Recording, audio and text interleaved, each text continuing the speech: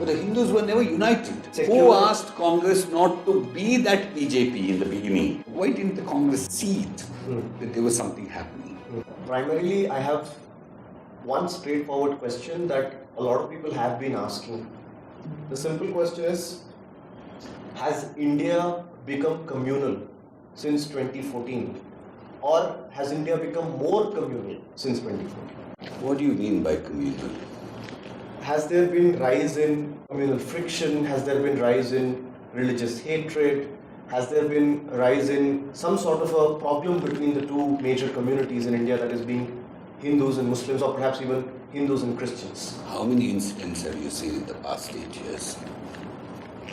Does it really have to do with the incidents that we have seen? Yes, it does, because India is such a large country. Right.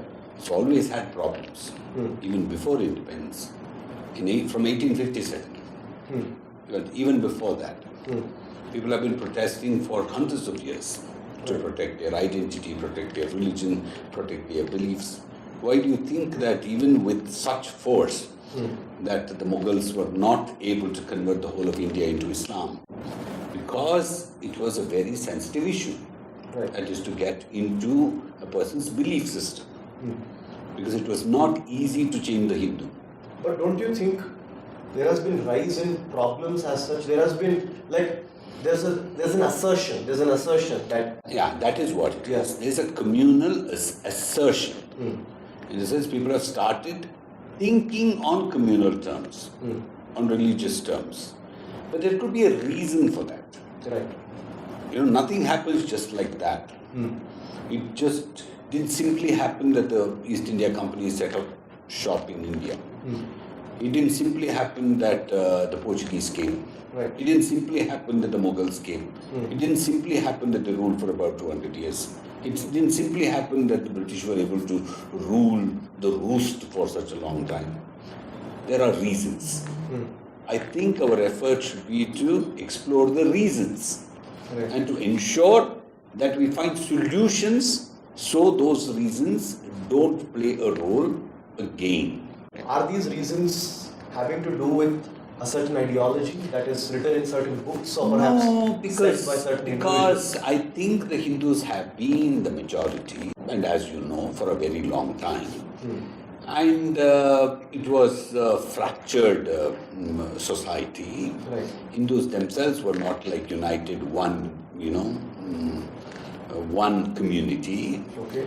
And there were a lot of aspirations, rather, to unify, to the community, also to, represent themselves as a united force. So the aspirations haven't been fulfilled yet. It was not fulfilled for a very long time. I'm Now sure that, I'm sure at least though they were divided internally, but when they were beaten on many occasions, they must have had this, a subconscious want to be together because they were watching others. Right.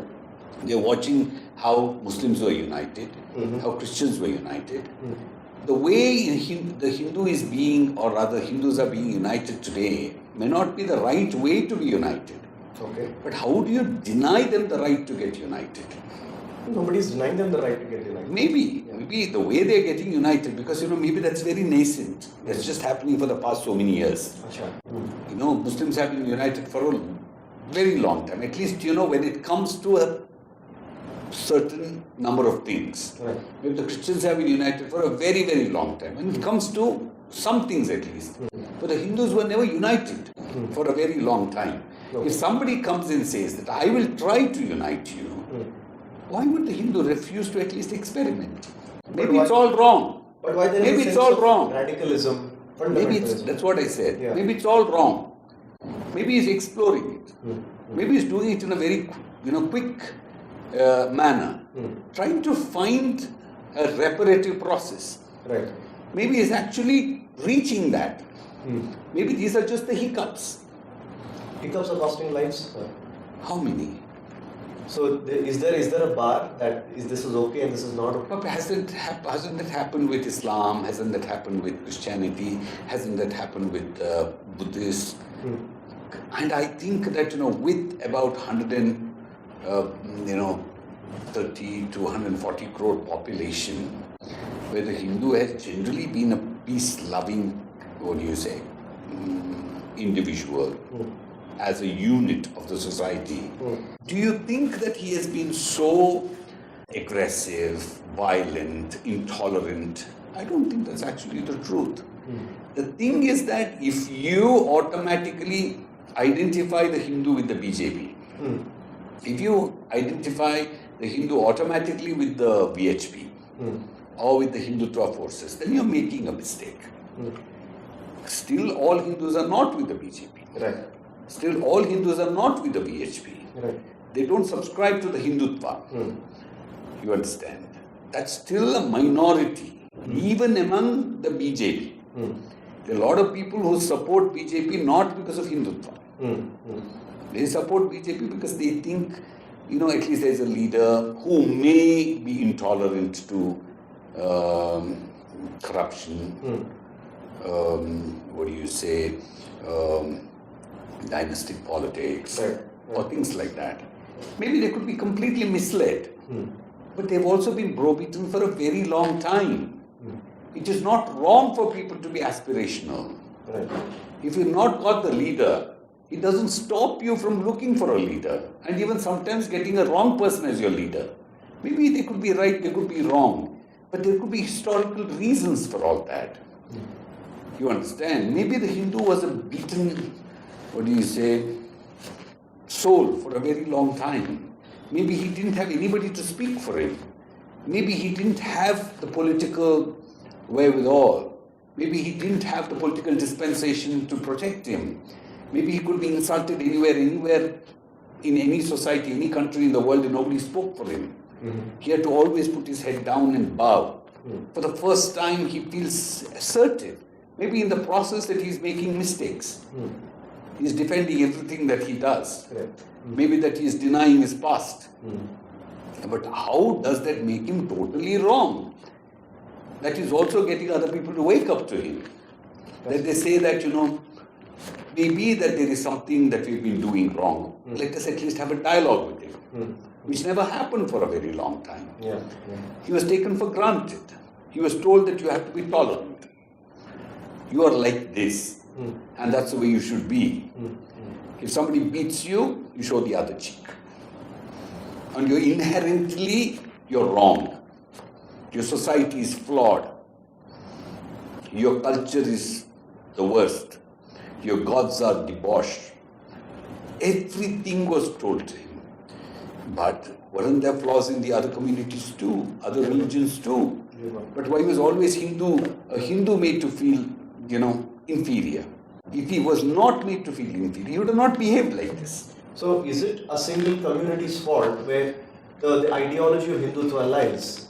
No, it is not. To blame Islam for the mistakes of Hinduism or the Hindu society is a little askew, in the sense it doesn't fall in place. Because Hindus were in majority even when Islam came into India. Correct. Hindus had very great kings, like we talk about. The Hindutvavadis themselves speak about the great kings, like kings were terrors, I tell you. They could have protected. Okay, why didn't they? Because they were so much entrenched in their own selfish motives. Correct. They were not bothered about it. But the same thing about Islam too. With Islam having ruled this country for more than about 200 years, why do you still have such abject poverty among Muslims? It's because Muslims' upliftment was not the priority of Muslim rulers. They used them just as slaves. Women for something and men for something else. And ultimately their own personal glory of that religious, greatness. Did they even give them education? Did they give them lands? Did they train them in anything? Instead of just keeping them as just, I'm talking about even people who got converted from... No, that particularly does not have to do with Mughals or perhaps even Delhi Sultans. It also has to do with the partition and the... No, I'm not talking about just that. I'm talking about even before. Even during the time of Islam. You don't speak about so many Muslim scholars. or Muslim scientists or Muslim reformers, you see Hindus there too. Don't you? Yeah. In the courts of these Muslim rulers. True. And what were the Muslims doing? Because perhaps, the Muslim Rajas were busy, having these Hindu scholars to sit in their courts, whereas Muslims were basically kept for something else. If that was not done, perhaps the Muslims would have actually, see, let me tell you, for a very long time, India was not having a pan-India Hindu ruler. In the sense, at least in the recent past, for the few past centuries. All this that we talk about is, apart from the Vijayanagar kingdom, that was also restricted to a certain area. You didn't have the pan-India setup. But that was not the case with Muslims and Christians. But still, even today, if they are backward and the Hindus have done well, I think there is something inherently possible with the Hindus. Perhaps they were not good politically or political unity. For the first time with the BJP, whether they are right or wrong, if they are aligning with the BJP, it's not the fault of the BJP. It's because nobody else gave that moderate, progressive, inclusive alternative. Who asked Congress not to be that BJP in the beginning? Why did Congress want to be so much of a secular party? There is nothing so much or less, sir. Don't you think so? Everybody is equally secular. They give equal chances to everybody. I mean, we're not talking about appeasement. I'm saying that if at all you feel that, Hindus, by being given priority, they would have suppressed other communities. I think there is then a fundamental problem. That I don't think that, see, from Ashoka's time to a lot of other kings, what do you read about? People who allowed others to survive. Even there is this story of when he annexes or reaches a certain place where are these Portuguese missionaries or whatever, Chhatrapati Shivaji basically tells them that they have his protection, and he tells them that they can live fearlessly. And the Hindu not is generally an aggressor, because you believe in your karma. You don't believe in just the God who you placate. You know very well that you do something that you pay. The image has changed. Yeah, why? We have to think about it. See, why are we assuming that BJP is permanent? We are not assuming. Why are we assuming that, the current dispensation of this very mindset of this Hindu resurgence is going to be the same thing? Maybe the Hindu is thinking too. Right. It's only because the others are making him once again feel that whatever he does could be wrong. That's where he started perhaps thinking more, because why a lot of educated people are going behind the BJP. They're not against the Congress. Why the Congress has this compulsion to basically be seen as pro-Hindu? Why even perhaps even Muslim League also may want to say that, no, we are not against Hindus. If that has happened, there is something that has happened within the Hindu society, that even the man in Congress, even if there is a Hindu in Muslim League, he has started thinking about maybe that, I have to have some kind of political assertion. He is no more just a man who is just lying down. Maybe all this is wrong about, making Muslims the villains, or making Christians the reason for conversions, without knowing that what are the problems within the Hindu society that lead people to convert, that lead people to perhaps speak for others. But that is what it is.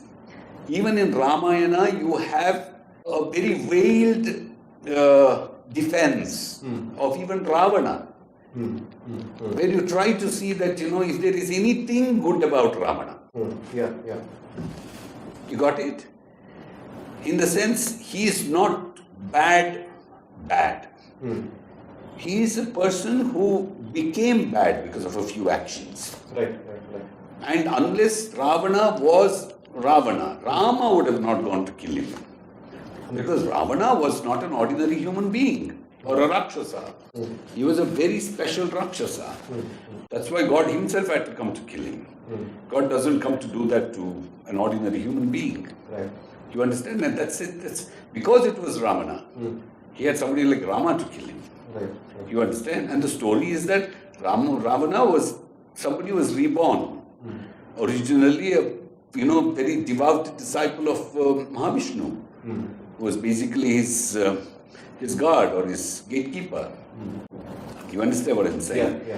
So, today, when we are talking about that kind of inclusive thought, see, to be able to give too much credence to some of these people who have basically gone berserk, but that's okay, because I think we are. See, you can always, even in YouTube or anywhere, you can say that you're not interested in their videos and they're nowhere to be seen. You got it? India is such a large country. You can have, even if you have 1 crore viewers, you still have under 1%. You understand? Correct. But because we speak English and we watch this English content, we think that these people are talking like this. But there are a lot of people speaking other things too.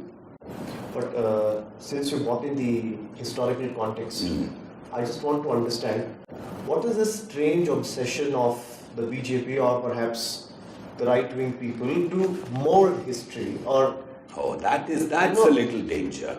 Changing names. Yeah, that's a little bit of a danger, because places. Too much of reliance on history is not good for any country. Correct. Because that takes you backwards. Because no history is perfect. Correct. Even if you read the stories of Somnath temple, which was looted, to Ghazni, Gori and all these things, first of all, those stories were not written by Hindus. Those stories were written by Muslims. And those perhaps were even on occasions perhaps were written only to, glorify those rulers, basically to make them, formidable and, powerful and monstrous and all, just to scare people. Maybe the purpose was very different. See, if Hindus were so weak, even historically, I don't think you would have had any Hindus at all. You know what happened in Mexico, you know what happened in all over South America, you know what happened in the US, or rather in North America, with such, well-established native Indian culture. Right. How these missionaries just decimated it. But in India, like, people who are weak, people who are not even, that well trained in warfare, people did not have that kind of economic power, but still they survived. That means there was something else that was very strong in them. So I think to blame that, Ghazni did this, Gori did this and all, is to just divert attention from what was essentially wrong with us, that I think that there was this big cultural conflict about two kinds of civilization, which was one which perhaps thought of itself as being superior, and another which was like the native. It may not be in the sense as Aryans came from elsewhere or whatever. I'm saying that disagree with you on that, because they say Aryans are indigenous people. No, could be. What I'm saying is that, but could have been superior in the sense, maybe fair-skinned or rather more educated or something like that. It needn't always mean that, people who are fair who have come from elsewhere, because, or maybe in India also you had fair people. It was, very much possible, because India did not have a wall built around itself like the Great Wall of China or something. People were coming and going, people are traveling. For 3,000 years, people, had commerce with Greece and Rome and Aden and elsewhere. So it's very much possible that people were coming here, and white people have also settled here. And that's not just about 3,000 years. If it happened in 3,000 years, it must have even happened before. People are going to China. I heard this beautiful thing about, how Chinese called people from India as people from the clouds, because they were actually they were coming down from the hills and they go through the clouds, and it almost looked like they were coming from the clouds. And that's what they actually referred to Indians for a very long time. People from the clouds, because they were just coming down from the clouds. Literally, coming down the mountains. So Indians were going to China, Chinese were coming. In fact, it's a very interesting thing, even like Prague, the name Prague, they say Prague was the second Prayag. In the sense, Prague was actually considered the capital of Czech Republic was considered a portal to another world. Okay. In fact, I was surprised that the science in Czech language is Veda. Oh, okay. That's quite a coincidence. Yeah. Maybe coincidence, or maybe there was a relationship too. So there must have been these things. So it may not have been like, but I think there was some kind of a conflict, and that was also a subconscious thing that, there was such a strife also, which nobody wanted to accept. Why people, see, when sometimes the temple was attacked, people were not, the temples were not like that we have today. I mean, there were very few people who had access to these temples, and I'm sure that when those were attacked, people, because at the same time you told God lived in your heart. You talked about, how your body was the temple and how God resided in your heart on one side, and then you said God was in the temple. So people must have thought, okay, that's not my temple. So people must have been just all right, and a lot of people are hoarding money also. But I feel that the Hindu must have not been a weak individual. He must have had these social problems, which must have resulted in him becoming politically weak. That he was not able to have a country for himself, where the kings actually, it's like in the Western Europe, for the king, the community was more important to as much as his kingdom. So, and for a very long time, the kings listened to the priests, and they were also, the priests didn't come from a certain community. Right. The priests came from among the ordinary people. So those ordinary people, when they became priests, also carried the aspirations of their people. Here the priests were from one particular community, so they already alienated themselves. And there was already a parallel native, faith that people who worshipped in a different way from the superior or the more refined form of Hinduism. And Hinduism itself, if you can't even blame Hinduism because nobody called it Hinduism. Nowadays people call it Sanatana Dharma and all that. But even if you read the Vedas and all, apart from very few references to human beings and the society, it's basically about propitiating gods or higher aspirations, basically, for release. Might disagree with you on this, don't you think? With your definition or your explanation of the breaking of the temples, or even the idea of Hinduism that you're trying to say, or no, but see, I'm telling you, because if you want comfort in what you're saying, and if you want everybody to believe, just because it's politically convenient, it won't stay for long. Right. See, I think the Hindu has to go to the roots of the issues and try to understand literally everything. For example, if somebody has read the Vedas, to what is in the Vedas, to what is what we worship as gods, to what we worship as in temples, sometimes you feel that is not your Hinduism at all. Because Hinduism is not a monotheistic religion or Abrahamic religion, so that it is bound by a book or its teachings. Hinduism cannot even be called a religion. It's a very different, social, socio-psychological setup. You understand? Yeah. So in the sense, you can't say, because Christians have not changed for so long and they go by a book that we want Hindus to be like this. No.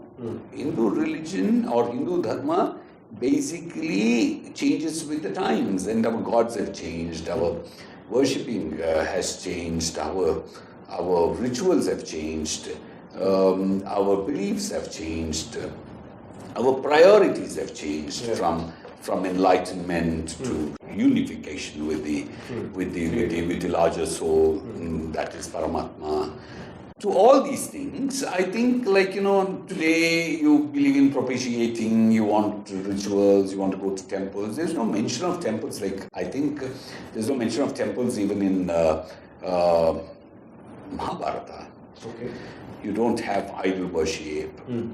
Maybe in some interpolations, but generally it's basically there. It's all about, see, Hinduism, the kind of refined Hinduism we are talking. At the same time, you had people who were like, offering animals by doing animal sacrifices, whereas Hinduism had already refined itself and coming out of, the Sanatana, coming out of those supposed to be abhorrent practices. Right.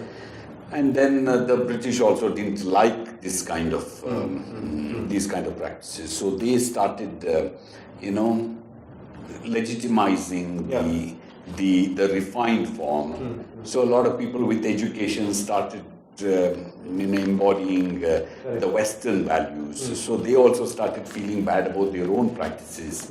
They felt there was, if you wanted to be a Hindu, maybe that, the more intellectual form, like, I won't call it a base form, like, more material form of worship, like where you offer what you eat, or you offer, like I was reading in a book, like one of these Indonesian tribals who were, into cannibalism. So they said when you were eating a human being's flesh, like you were like making that person part of you. Okay. So when you also offer animals, when you offer human beings, you basically are looking at a system which is more Unitarian in the sense, like you give what you eat, and there is, and the gods were not like the superior gods of the Vedic or the Sanatan belief systems. They were like, they were gods whom people could scold, people could have a friendly related god would be there. Here you understand that it could talk. There are gods. There are rituals where you even like. I know of a particular temple where people would go and tie chili pepper to the sari of the goddess and would not remove it till the prayer actually materializes. So it's that kind of a very but you can't question those things. That is, they found succor in such beliefs. But then slowly it progressed towards more Vedic or like refined belief systems and so on. So I think they were like there was this clear dichotomy in the beginning. Right. And we have to accept, we can't, and also the social things, how some people may have treated our own people badly. I don't think those are excuses also to accuse the Hindu, Right. saying that, because this king did like this, these people treated you badly. Nobody stopped anybody from becoming anything. Most of our Puranic stories are also, and also these Bhakti stories are replete with how God actually comes to the home of the last man in the society. They are the ones who actually get to see God better and more often. From Bhakta Kumbhara's story to, Satyakama's story to, anybody. And Maharashtra, where this caste system was so monstrous, you're more like of these stories of, basically God coming in, speaking for, low caste people, to defending them, living in their homes. Yeah. So there were always these messages being given out that, like those people who were thinking of the superiority of certain castes were being wrong. You got it. And how, like Advaita, to all these things, there have been very, very clear and concerted efforts to correct. So if you were to say that the Hindu society never ever made any effort in it, only now we are thinking about it, you're being a fool. You got it? Yes. So the most important thing here is that politically there was an issue. Right. That is something that we need to understand. But in the process of becoming politically strong, if you start creating new false ideas, you create false identities, you create false leaders, that false thing will crumble. You got it? Yeah. But I think people should have been aware. See, what BJP did is that it came in at the right point when Hindus the Hindu society was going through a flux. They found that need. Nobody stopped somebody else from coming. Why didn't the Congress see it, that there was something happening? See, every Hindu today who supports the BJP is not, taking up cudgels. Are they? No, they aren't. Are they fighting with Muslims? No. But there are who are doing that. But these people sometimes inadvertently, like the same case with Muslims too. Sometimes, just because some people do it, I can't expect you to answer, you to defend them, or you to actually, what do you say, repudiate their belief. Because that's not your job, that's a society's job. Yeah. Correct or not? Yeah. You could be a Muslim, somebody else also could be a Muslim. But your beliefs and your understanding of your God and your belief and your faith could be entirely different. I can't make you responsible for him. You understand? Like how for all mistakes of Hinduism, Brahmins were blamed for a very long time. Brahmins with such a small population, if they could influence the Hindu society, however they influenced, that means there was some weakness in you to allow them to influence you so much. Right. Correct? Maybe then it is actually not true. Maybe you are happy wallowing in your small ponds. Maybe you had the opportunity throughout, from Bhakti movement to even before, to so many efforts were made to correct things, but you went back to falling into your own pits. You got it? Yes. So, like how Muslims could be made the villains, Brahmins were made the villains, somebody else was made the villains. So ultimately, it's not my fault. It's somebody else's fault. Somebody else's. So I think that is one big problem with India. For everything you find somebody else's. Like today perhaps the BJP says for everything wrong with the country it is Congress or Nehru. That won't actually hold water for too long. That won't. So coming to that, I will bring you to Karnataka now. The public sentiment is that with the kind of steps the BJP has taken in the recent past few weeks, it looks like the Congress is bound to win these elections. And also the Congress has made some mistakes with Kharge calling Prime Minister Modi and names, and then also his son calling him whatever. And then the BJP and the Congress wanting to proposing, or rather very suggestively saying that, maybe we will ban, kind of a thing. But that's not a very clearly worded, statement. I don't know why they actually declared saying that they are going to ban, because, I read it. It doesn't say that. It only says that anything, anti-constitutional. But what is the public sentiment according to you? About what? About the Karnataka elections victory. I think by then, if at all Congress doesn't come to power in the next 2 years, I'm sure it will be fragmented. And some people will go into BJP and some will join JDS also. Or maybe, they may also try to do something else and Congress will become extremely weak. But if they don't come to power now, I think even holding the flock together will become extremely difficult. So Congress has to come to power. So they may have to give in. They may have to make that, hard choices.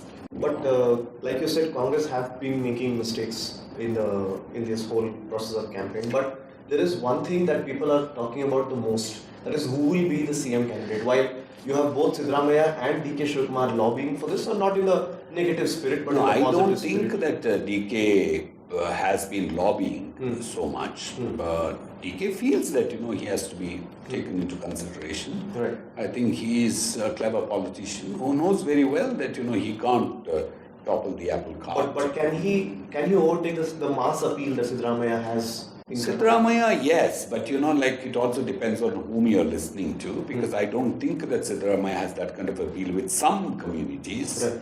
Because they're also afraid that, maybe he'll veer too much towards the backward classes, and he has this coterie politics, which is very dangerous. And then, see, Siddaramaiah has some great qualities. In the sense, he is a true Democrat. I may have spoken to literally every minister in his cabinet and in his ministry, and everybody had told me that he would not interfere.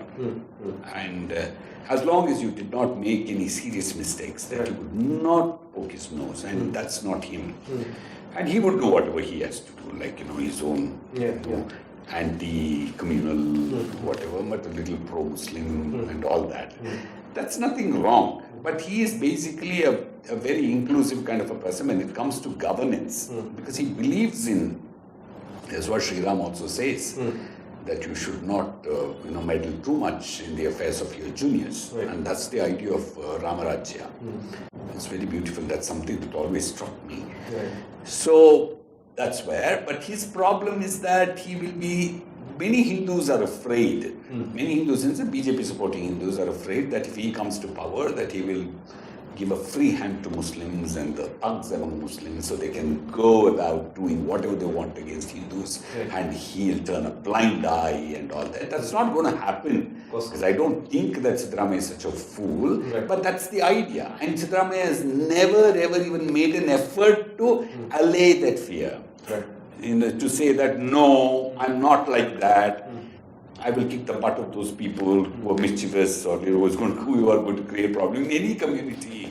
We are not going to be favoring the mischievous lot among Muslims. He should say that, and he has not been saying that. But if inherently he doesn't feel that, why should he say that? People, perceptions are very different. Perceptions. You can't, do an anatomical study of politicians to find out, like, where is your love for whom and all that. People just go by perceptions, your action, like as if Modi is like actually what people think he is. But people have the right to think whatever they want. Are you saying that he is not what people think he is? Yeah, to a very great extent, he's not.